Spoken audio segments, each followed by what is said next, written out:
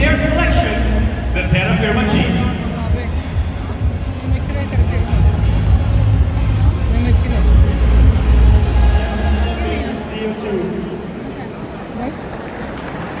AYAW is the first overall pick of the PBA Season 15 Rookie Draft.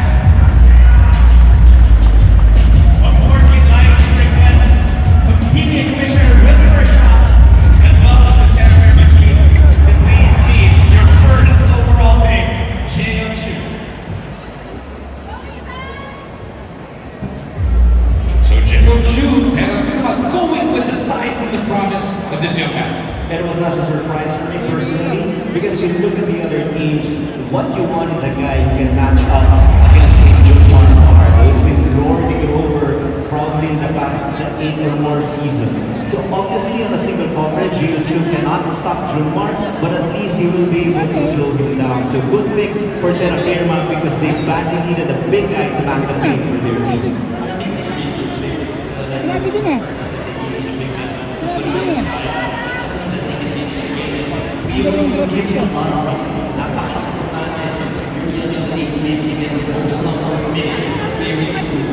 A lot of people look at the size, the height, the strength, pero binanggit mo na, the youth. This kid is 24 years old. That's very important for a young player like this. Toughness is something that probably needs to improve on. He needs to bulk up. He needs to be a little heftier and muscular because at some point coaches will require him to go on a single coverage against the taller players here in the league. So once in a while you want him to be tough in terms of his defense. Let's send it right back to Chuck. And to help us welcome the first overall pick of the PBA Season 50 Rookie Draft, we'd also like to call on stage Mr. Yoshihiro Bando, Otsuka International ARAB Managing Director and the CN India Nigeria Leader, Mr. Hiro Goto, Otsuka International Asia Arab General Manager, Mr. Ken Saito, Otsuka Solar Philippines Incorporated President and Managing Director, and Mr. Mizumachi Ryosuke, General Manager of Saga Ballooners. Of course, mga kaibigan natin from Bacari Swat, helping out with the PBA 50th season group. Now making the second overall pick of the PBA Season 50 Rookie Draft, selecting next the Converge Fiber Xers. Hello. For the second week, the Converge Fiber Xers select one goal custodian. Another GDL enters the PBA. Juan Gomez Damiano joins the Converge Fiber Xers as the second overall pick of the draft. At 6'1" with all kinds of experience from all over the place, another UP Maroon has been made into the PBA. Good pick for Converge. You know, sometimes when everything else fails, you want to try and create scoring opportunities not only for himself but also for the rest of the gang. This guy, keep the ball to him, get out of the way, is an excellent, superb scorer. So for the team of Converge, like that kind of a guy to complement the two big guys. They have a very strong big man rotation, and this will definitely add to their scoring power. Well, the future is bright, definitely. Converge, I like this addition. I like how he's going to be able to bring in a different aspect as well to the game of Converge. And then looking forward to what they're going to be bringing. They can also have pieces maybe even more competitive this season. Last year, they had the top overall pick. They made it to 3 consecutive quarterfinals. Si JGD ang naman susi para maka-breakthrough pa. I believe so. You know, this guy, he can be a good ball screen operator. Just call the number of Marata, call the number of Baltazar. He can shoot, he can pass. Again, he can create. And this is probably one of the best acquisitions of this team because of the lack of a solid and stable point guard in their rotation. This guy can actually start right away for the Converge team. And with all the changes over at the Fiber Xers, they should ang icing on the cake, diba?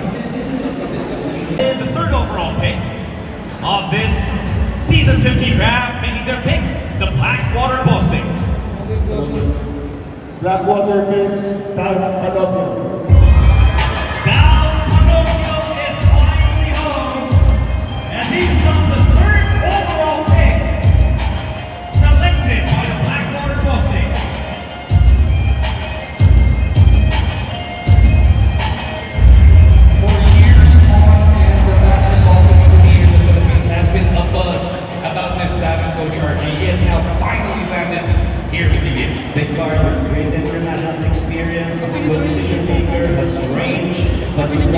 contact or he settles for an outside shot. Probably that is what the system of Coach Jeffrey Carriazo needs at this point. But definitely an awesome acquisition for Blackwater. They've seen great things because of the way he played for Gilas when he was representing our country. And now, as you mentioned, he's back and is going to stretch his wares in the PBA. He's a vision, he's for Blackwater. Imagine playing with that second player. This is something that Blackwater is trying to move on, something to be more consistent, shoring up their lineup, and I really like this pick as well. Yun yung binubuo dito nila Coach Jeff. The previous two drafts, parehong number 2. That was David and then Bearfield ngayon number 3. Panopio naman.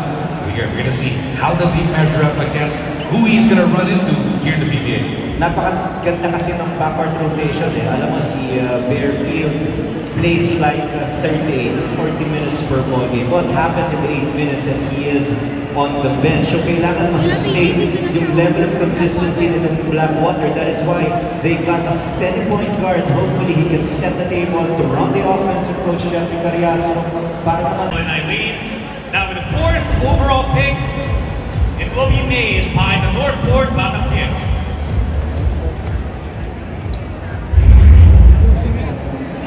Northport Battle selects Christopher Kuhn. Chris Boone is your 4th overall pick in a PBA Season 50 rookie draft.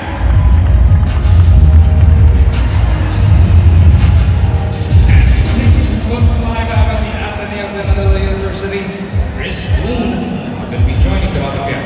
Again, this guy is a big yard. He plays well with the system of BBC. He played that really well, can shoot from the outside. Something that the Northport can definitely use right away in this upcoming season. this championship caliber. You know that he's coming from the program of Coach Lap Baldwin. He knows what it takes to win. He understands the great concepts on how to fit in as a basketball player here in the PBA. And the sky's the limit in terms of the development and improvement of this guy. He is tall. He's a tall point guard. Reminds me of an Alex Magyari or a Jared Dillinger. He hustles, he goes for loose balls, he dives, and he is an excellent defender. If there's one thing that you would want him to improve on, it's really his efficiency from the outside. But in terms of going downhill, going for strong layups, you can count on this guy to break down defenses. Another one of those 6'4", 6'5", 6'6" wings para sa Northport. And what you like again, he will get the minutes. You'll be able to see what his game will be, and that's very important for a young player. Anything else, Coach? Okay na, nasabi ko na lahat.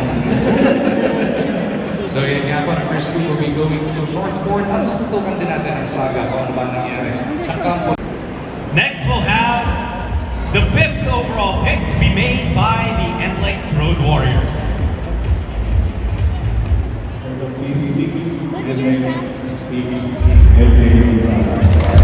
LJ Gonzalez goes to the NLEX Road Warriors as the 5th overall pick of the PBA Season 50 rookie draft.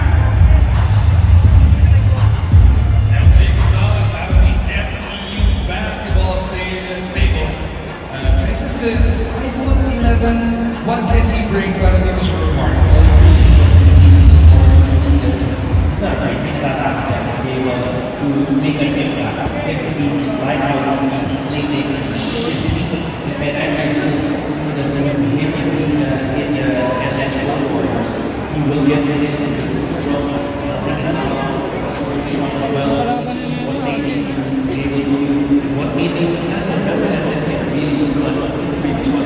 And you know, Coach Joe Chico, he will always ask for players to find ways to contribute. Hanapan mo ng paraan. This guy is a capable scorer, not only that. Can you imagine a 1-2 tandem with Robert Bolling? If Robert Bolling is on the weak side, just spotting up for an outside shot, he has to have another guy who will break down defenders and draw attention defensively.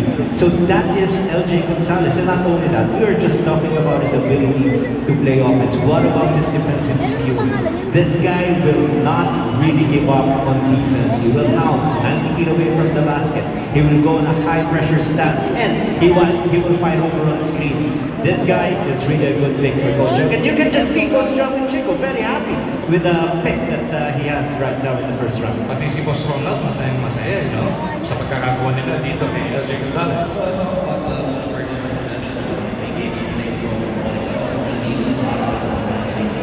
Going on the court, you can actually do that get more looks in the half. At alam mo kung sino pa ang napakasaya para dito sa 5th. Choosing next are the Magnolia Chicken Timnadas Hot Shots with the 6th overall pick.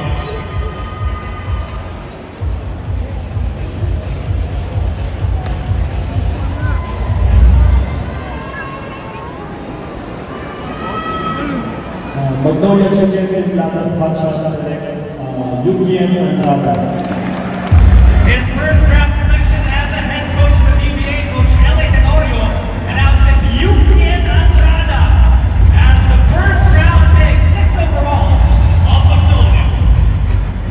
And 6'5" out of that proud San Beda Red Line basketball stable, Andrada will now be joining head coach L.A. Tenorio over at Magnolia. You cannot leave him wide open from the three-point area because he can just light it up. That is exactly what they're getting. Look at his credentials. He's just 24 years old.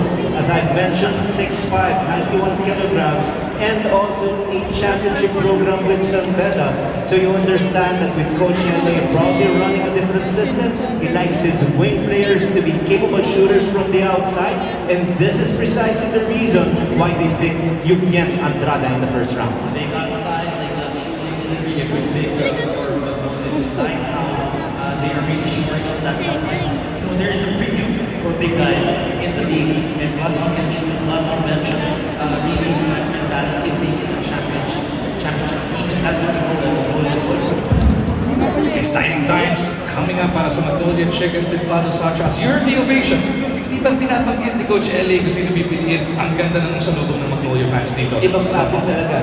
Yung na-generate na excitement ni L.A. Tenorio, alam natin ano yung contribution niya sa ating liga as a basketball player. Pero ngayon, panibagong yugtong. Ngayon naman, for the 7th overall pick of this year's draft, puntahan naman natin ang Meralco Bulls. With the 7th pick, the Meralco Bulls select Jason Rickman. Jason Strickland goes to the Meralco Bulls as the 7th overall pick. Unfortunately, Jason could not be here for today's event, but we'd like to request the Meralcos to still come up the stage as they have chosen Strickland as the 7th overall pick. Rickman definitely a quality pick para dito sa Meralco. The only question would be the age, 33. Yeah. All right, we go straight to the 8th overall pick. Ang pipili naman ngayon, the Phoenix Fuel Masters.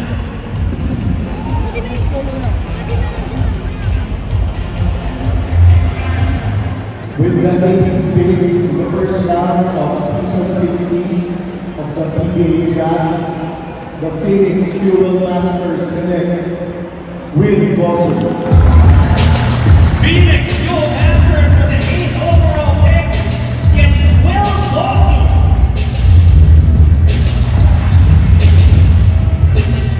Definitely a quality pick para dito sa Phoenix. Somebody who can make a steal at the break. I think they're very happy. This stage of the first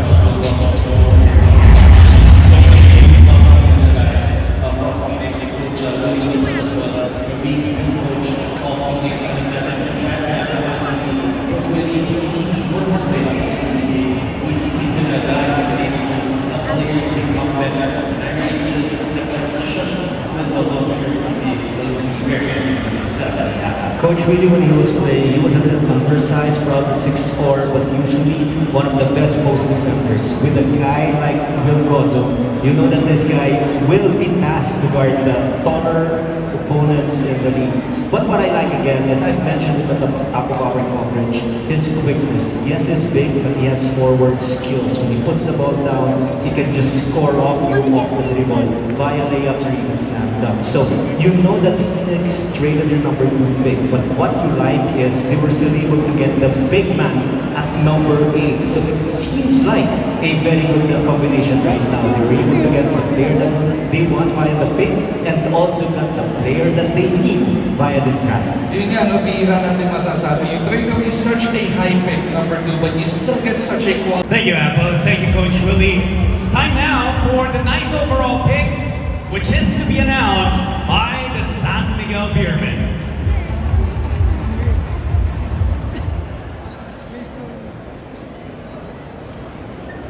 For the 9th pick, San Miguel Beermen pick Christopher Miller. With the 9th overall pick, the San Miguel Beermen choose Christopher Miller.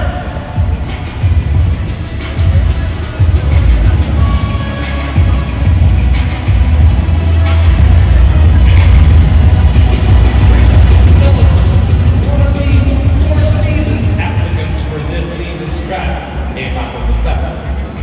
Doon sa San Miguel Beermen, they are going to lead that 4 space, and he's going to be valuable with his shooting.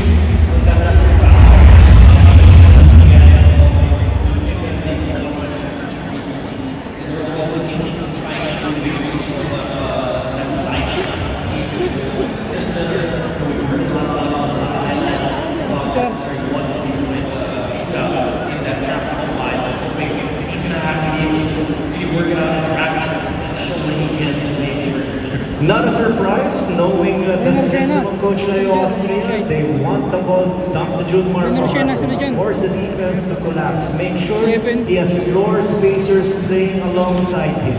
So this guy, who is a specialist from the 3-point area, will just make the offense of San Miguel harder to guard. Of course, this is the PBA 50th season rookie draft presented by Bongari Sweat. Our favorite partner, DSMO Music Hall, and food partner, The Aristocrat. Ang dami na ng mga quality picks na natawag ngayon, but we've still got 3 more names coming up dito sa first round. Exciting times once again sa ating defending Philippine Cup champion, San Miguel Beermen. Tama alam naman natin medyo minimal adjustments lang pagdating sa roster tweaking para rito sa San Miguel dahil nga sila yung mga Filipino champions. Usually, you want to keep the core of the team that just won you an off. Now we proceed to the 10th overall pick of the PBA Season 50 draft. This one is to be made by the Rain or Shine Elasto Painters.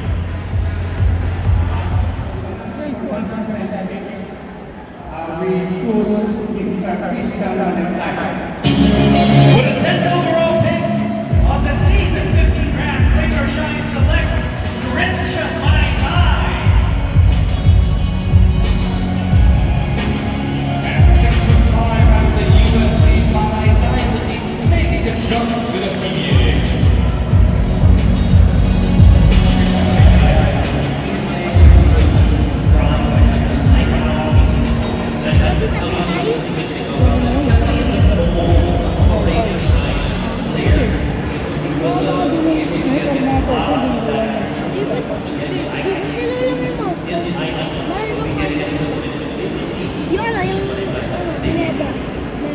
They are still searching for a big man. You know that Coach AYAW feels like okay na yung kanyang complement sa backcourt with the acquisition of Stan Pringle. What he needs is someone again who can play defense on both ends, meaning can play defense against a forward who is slashing or going downhill, or even just slowing down taller big men na nakakalaban nila. Yan talaga yung kulang dito sa Rain or Shine. But of course, knowing Coach AYAW, what he needs is a warrior. What he needs is a fierce competitor, a relentless kind of guy who will just leave everything on the floor. And based on his performance in his UAAP season, mukhang ito kasama to sa profile na meron itong Rain or Shine under Coach AYAW. Yun yung binabanggit mo, another one of those 6'5" guys na napakatapang. Titignan natin how he can get done with Rain or Shine. May isa pang pick na natin tira Rain or Shine in a couple of turns time. To the 11th overall pick of the Season 50 draft, ang pipili naman ngayon ay ang Barangay Ginebra San Miguel.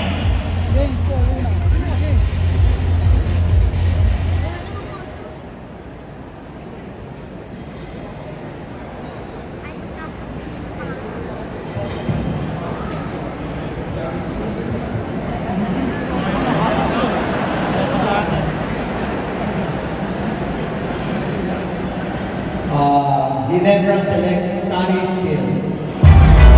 Ang bagong barangay with the 11th overall pick, Ginebra selects Sunny Estil.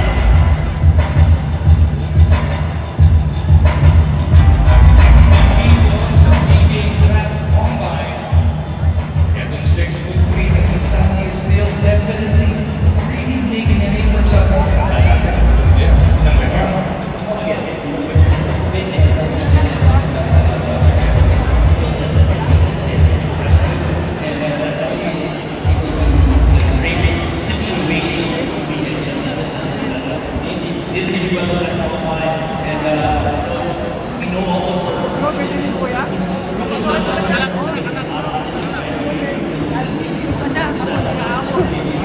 And can you imagine the pride, the confidence of this guy? First pick overall in the first round by Barangay Ginebra and the winningest coach in the history of the PBA coach team code. Napakataas ng kumpiyansa nitong manlalaro ito. Not to mention, of course, for players na hindi naman natin masyadong kilala, ganyan ka-importante ang draft combine. Dahil nakita sila ng mga coaches natin, binigyan ng importansya makalaro doon. At ngayon, may chance nang makasuot ng uniforme ng Barangay Ginebra. Barangay Ginebra in a 2-year title round. Can he be that? Something kailangan lang may pupunan kang role. They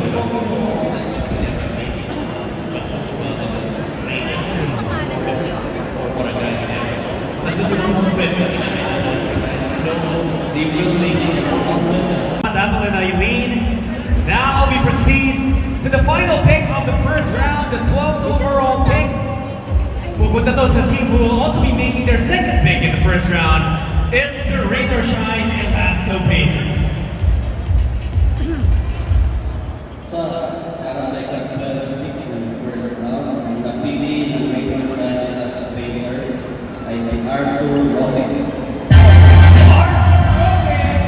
Joins the Rain or Shine Elasto Patriots as the 12th overall pick, the last pick of the first round.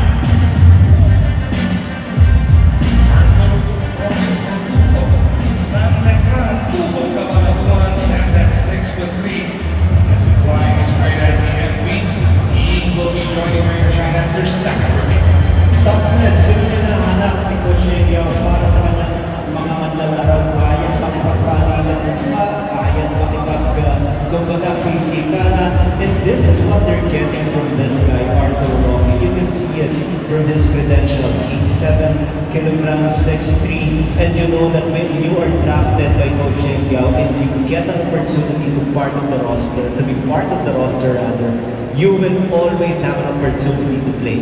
Yun ang napaka-importante. The moment you get that chance, you have to leave it on the floor. So ganon ka ganda yung maglalaro ka under the system of Coach Yaw. Tumataas ngayon ang iyong kumpiyansa dahil mabibigyan ka ng chance. Lalo-lalo na yung kumpiyansang tinadala na masasabi mong first round pick ka. It's all about being aggressive. It's all about galit na galit si Coach pag-open ka sa tumibay. Diba? So that's something you're able to, you need to be able to take that confidence. He will give you opportunities to maximize those opportunities. So Arthur Roque now joining the Rain or Shine Elasto Painters. Tignan natin, the work begins now. You hear your name called, half the dream has come true. Pero you have to put in the work para makapasok sa line. Tama yan, dahil nga hindi naman nag-expand yung ating